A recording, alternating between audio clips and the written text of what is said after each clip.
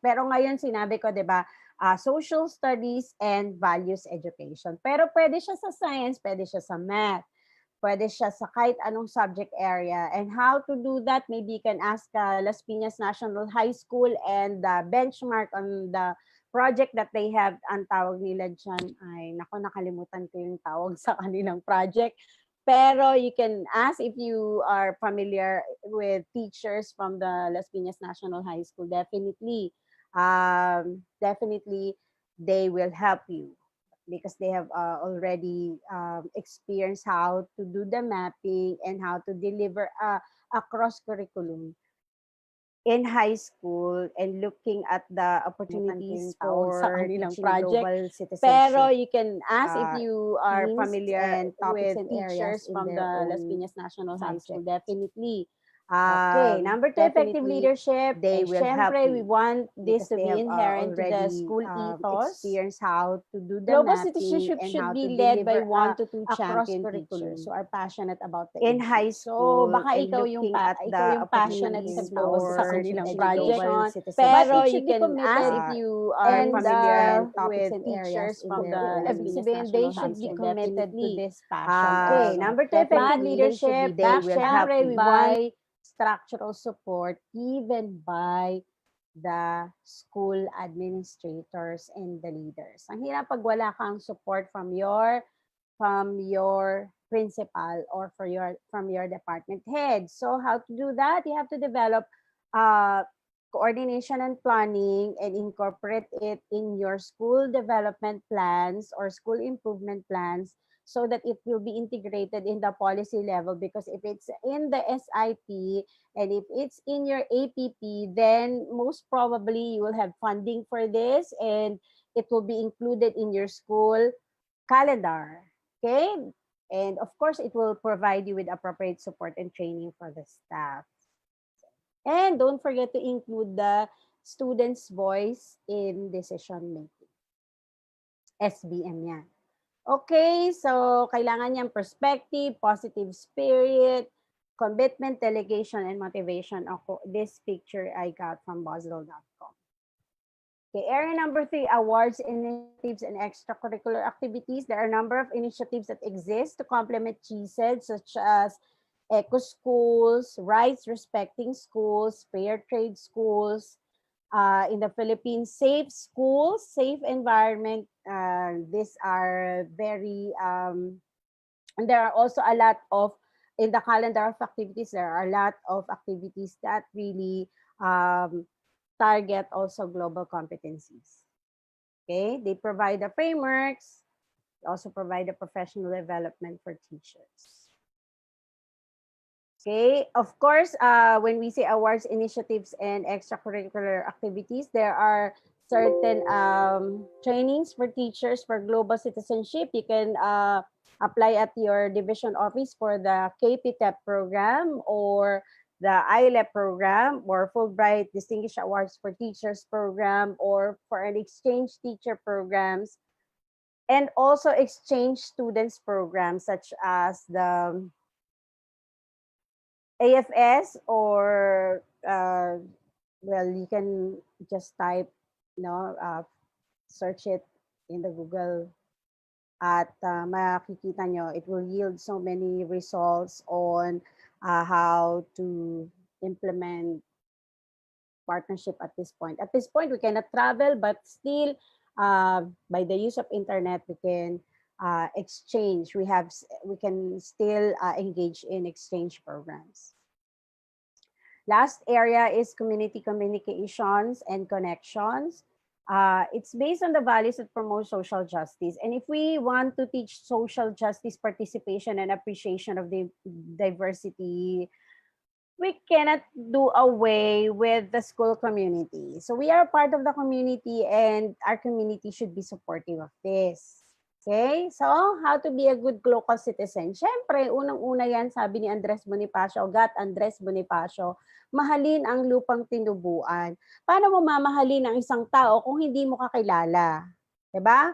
Ganon din sa lupang tinubuan mo. Ano yung lupang tinubuan mo? Yung doon ka tumubo, doon ka lumaki. Kunyari ako, dito ako lumaki sa Muntinlupa. So alam ko kahit nakapikit ako kung paano makapunta sa National Bilibid Prison area or sa Festival Mall, alam ko kung ilan ang libingan sa aming lugar. Syempre kasama yun sa quiz lagi ng YASDO. So mahalin mo ang iyong lupang tinubuan. Anong meron? Syempre ipapagmalaki ko yung museo ng Muntinlupa. 'Di ba?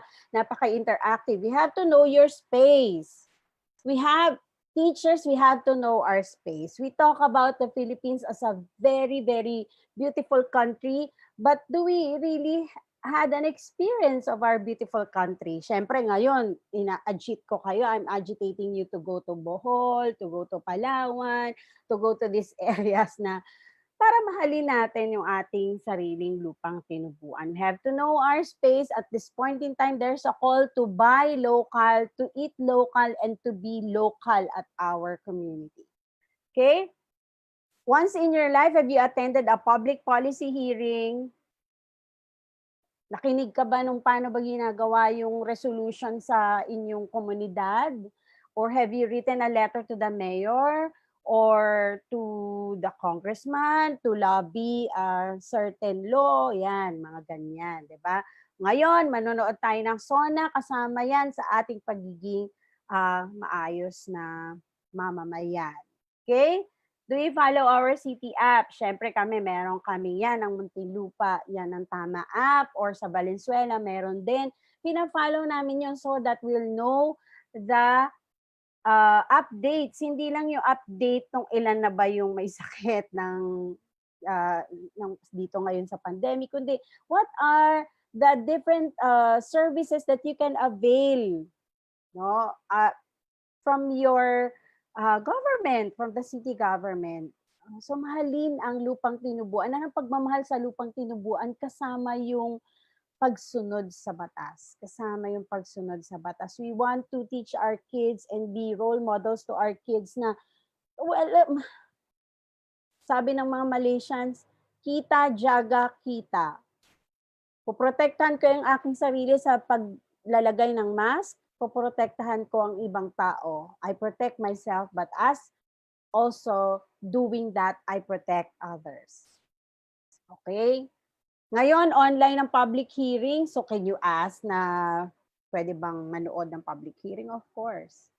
Yan. How do you contextualize and localize education? O, flex ko naman tong Marikina. Meron sila nito. Batang Marikenyo, batang disiplinado. Imagine, yung kanilang local values na gawaan nila ng handbook para ituro at integrate sa kanila. And it's anchored to the values, education, and national values that we have. Ito naman, pagtuklas sa komunidad ay kanilang project sa AP. Yung isa naman, yung Batang Marikenyo, Batang Disiplinado ay sa Values Ed. And of course, yung Division Office ng Marikina City ay nagkaroon ng workshop to advocate the creation of a comprehensive guidance program including gender agenda and human rights agenda. So children's rights agenda in the name of the division order for child protection or the child protection policy. So pwede natin gawin. These are doable things that we can actually implement in our own schools. Siyempre, flex ko rin yung mga project namin ng mga anak ko. We always have Reach Out and Read program every February 14. Instead of going on a date, we do this. We read together. And my students, no, flex ko itong batch na ito, batch 2018, 2019, batch 2019, they implemented the Read for Peace program. Yan, yung batch nila, teacher Yahweh, teacher Ezra, yan, yung mga values education na students ko, sino ba yung mga nandiyan pa? Si A, si Robert. So itong mga students na ito, nag-implement sila sa aming transformative activities, no, ng Read for Peace. So the theme for reading, you teach about communication, you teach reading and literacy, but you also introduce the theme of peace and solidarity in your teaching. And these students are bakwit, no, sa school ni teacher ni Principal Rodel sa Manila. So mga bakwit yan galing sa Marawi. So yun ang tinuruan namin, and also there had been activities about um, giving them emotional support and all of this after the Marawi siege. And then every Christmas, kami sa Pedro Diaz High School, we have Dream Box. Ayan, letters. It's an institutional activity, but also this is a personal activity that I implement with my friends. Ayan, si Teacher Marian. We accept letters for the gifts during Christmas, and then we try to make a Christmas wish come true in our own way. And there are friends also who believes in us and gives their support. So, ano na ngayon ang issues natin? Ang problema natin, no? Kailangan natin ito palakasin. Because ang ganda ng global citizenship education, ang ganda ng advocacy, but we lack teacher capacity. So, broad teacher development reforms are needed to ensure the uptake or upskilling of citizenship skills among teachers. And if we want to transform the way students learn as teachers, we also have to expand our own skills and perspectives. Okay? So, we envision teachers with the GSED DNA. Yan. So, dapat may teacher leaders. Okay? So, in my dissertation, teacher leadership as reflected in the lives of ILEP and Fulbright Dye scholars, I posit that teacher leadership is a group process and a journey to continuous learning to establish credibility through expertise, collaborating with others, empowerment, engaging others, and expanding opportunities. And it is a recursive journey. Teacher leaders are important, very important. They play a very important role in integrating global citizenship education. Yan. Sa curriculum and teaching learning, kailangan ng advocate, kailangan ng teacher leader, kailangan ka. The fact that you are still listening to me, mag-11 o'clock na, kailangan ka. You are there to support the curriculum mapping and the developed lesson plans that integrates global citizenship. In effective leadership, you are there. You have to help your principal, department head in planning, the SIP, in planning and in integrating also the voices of the community and the students in planning. Awards, initiative, and extracurricular activities, of course, ikaw yung facilitator ng mga students, you'll be there. And community connection, the teacher leader or the teacher, ikaw yon, you stand in the gap between the school and the community.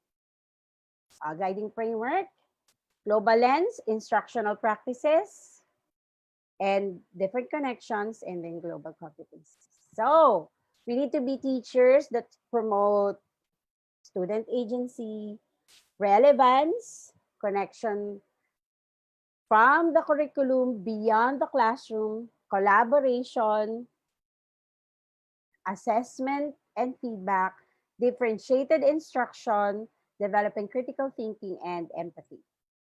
Yeah. So we need to have that kind of global lens. All right.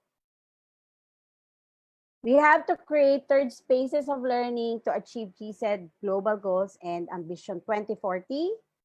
Ayan. Ito naman yung mga activities na pwede nyong gawin. Yan, sa community. I want to share this digital and printed materials made by my students, no, social science majors and BE majors in the community. Hamon ng panahon, mga kwento ng pagbangon sa mga kabataan ng Katmon, We Walk Our Talk. Ito yung batch 2019 at sila ay nakagawa ng mga materials na we integrated global citizenship and transformative education, and we implemented into the different communities that they chose to implement their activities. Okay? So, ang kailangan na ito yung mga lumabas na mga experiences nila. Yan. Dati, I vaguely understand global citizenship, but it's about being open and understanding culture, local individuals, working with global individuals. So listening to the perspectives of the people, but most importantly, the idea, the aha moment of I can make a difference. See? And that's a challenge for all of us to develop the opportunities will require us to develop the self-efficacy, to overcome the challenges we have, to pursue innovations, to establish open and closer communication and linkages, to engage others and the community stakeholders for this important endeavor. Stop wittism. What is wittism? What's in it for me? O stop, alam ko na yan attitude. Stop smart shaming na, o ikaw alam mo yan, ikaw na lang dyan. Stop apathy, yung wala kang paki. Hindi ito kailangan ngayon. Stop, kaya mo na yan attitude. Instead of asking, what can life offer me? Try to ask, what can I offer life? So our students need heroes. Be the heroes that our country needs. Yan. Most of all, be the hero of that hungry, last, lost, least, lacking, struggling, pasaway, bida-bida, lahat ng uri ng bata. The Filipino child, for every child. Okay? At huwag tayo mapagod mangarap. Kaya natin to. Sabi nga ni Florentino Hornedo, when persons with the same inspirations and similar concerns get together and stand by a window looking in the same direction, there is a chance that they would see the same sky, the same language, the same star, and share the same light. So natin yun, di ba? Tayo yan. So, diyan ako magtatapos. For materials na that you want to use and that I've used in this presentation, you can go to www.unesco.org or also a free training, online training at the www.gsedonlinecampus.org, or if you want trainings for your schools, you can send an email. Tap us at the Philippine Normal University Global Citizenship and Transformative Office, and we will be happy to assist you in any way we can. Maraming salamat po at magandang tanghalian sa ating lahat. Thank you so much, Dr. Hibanada, for this very informative session that you had with us this morning. So this is now the opportunity of our viewers to ask their questions. So ma'am, let me read some of the questions here from our viewers Okay. po. Okay po. Our first question, ma'am, is from Miss Helen Cruzon. Hi po, Mm-mm. Doc. Are there limits in the social information we must provide to our students, especially to our elementary students, to let them have a positive view on the society? That's a good question. Teacher, ano nga yung name niya? Helen po, ma'am. Teacher Helen. There's a limit on the kind of information that we have, no? Kasi information overload. So we have to be also cognizant of how we give information. But really, is it should education be focused only on giving information or allowing them to critically analyze an information? And remember that your guide is your curriculum. So whatever is deemed appropriate to the topic that you have to discuss at that point in time, and then you can integrate it. Yes, there's a limit. Of course, our students can only have so much and can only receive so much. Sa preschool nga dalawang take away lang yan Tayo nga matatanda, pag uma-attend tayo ng seminar, 3 take away lang ang nakukuha natin. So, same with you have to be aware of the development capacity of our learners, no? Be developmental in approach. Okay po. Thank you po, Doc. Then for our second question this morning, this is from Sir Al Cameron Avila. Will shifting in GCED mean we go away with the concepts of localization and indigenization of the curriculum? Thank you po. Sir, as you have siguro listened in my sharing this morning, my examples are localization and indigenation of global citizenship, global competencies. And my focus is on how we make it local. No? You work on the local level, you indigenize it, and mahirap yung angat patong eh. So hanapin natin kung ano ba yung mga values natin, ano ba yung mga problema nating pang sarili, 'di ba? Before interpreting it in the global perspective. Of course, what we do in our locality will always have an effect to the global environment. So, mga examples ko naman, sa Marikina, sa Las Piñas High School, we don't do away with our local culture. We don't do away with being global doesn't mean that you forget your local. You forget your national identity. It's all about all the more loving your identity, loving your locality, but acting in such a way that the actions are also affecting. It has an effect in the global environment. Thank you po, Doc. And for our last question this morning, the question, Doc, came from Mr. Dennis Seniza. Doc, in training teachers, how much do you think we should spend on teacher leadership and on content development? Especially now that we are shifting the pedagogies and also the competencies from usual CG to MELCs. Yes,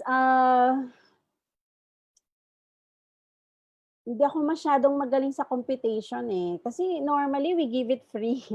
So sa Fulbright sa Fulbright Distinguished Awards for Teachers Network, we give it free. Pag ini-invite kami, almost free na eh. Ano na lang yung amin eh, transpo na lang. So hindi ko alam kasi ang mga binabayaran naman dito, 'di ba, food for so webinar wala na, 'di ba? Wala na masyado. So siguro yung resource speaker na lang.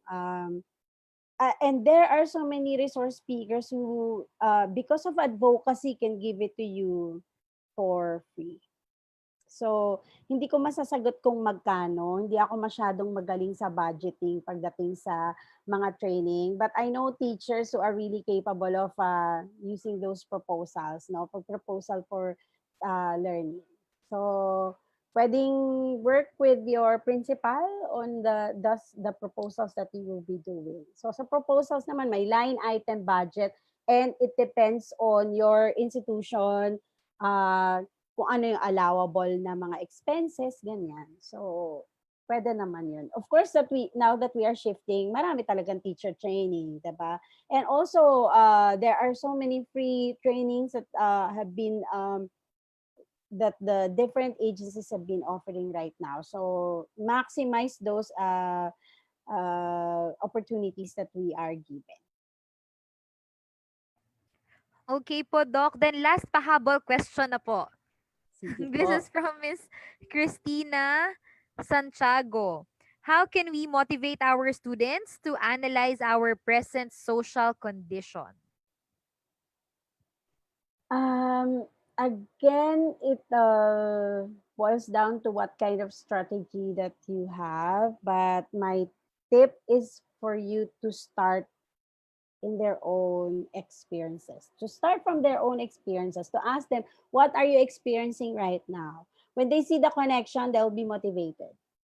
That's the it's a I don't know if it will work with you, but that's where I coming from nung nagtuturo pa ako sa mga high school, ganun din sa college. So start from their experiences and then try to connect it with the different issues. I'm sure you will get a lot of, very constructive yan, you'll get a lot of responses from your students if you start with their own experiences as well.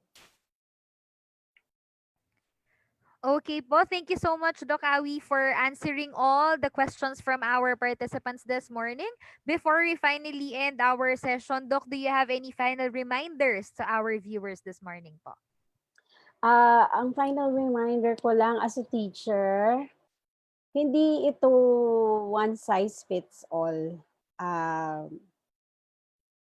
foolproof approach. You have to contextualize, you have to look at your own locality and find how you can integrate it on your own. That's why collaboration is important. So reach out to the teacher next to you, or make a group of teachers who will advocate for global citizenship. And I'm sure one step will go further for our students. And always remember that our students are at the center of all of these things. So we do this para sa mga bata natin, para for every Filipino child. No? We want them to be globally competitive and competent, engaged citizens that they have to be. So I think that's all I can share to you this morning. Thank you very much. There we have it. Thank you so much, Doc Hibanada, for spending your morning with us and our Kavibal viewers. In behalf of Vibal Group Incorporated, thank you so much, and we hope to see you again to our next webinars. And of course, to all our Kavibal viewers, it is an honor to have you again this Monday morning with us. And thank you so much for your continuous patronage to our daily learning sessions. Muli po, maraming salamat at magkita-kita po tayo sa ating series of learning sessions for this week. Thank you po and God bless us all.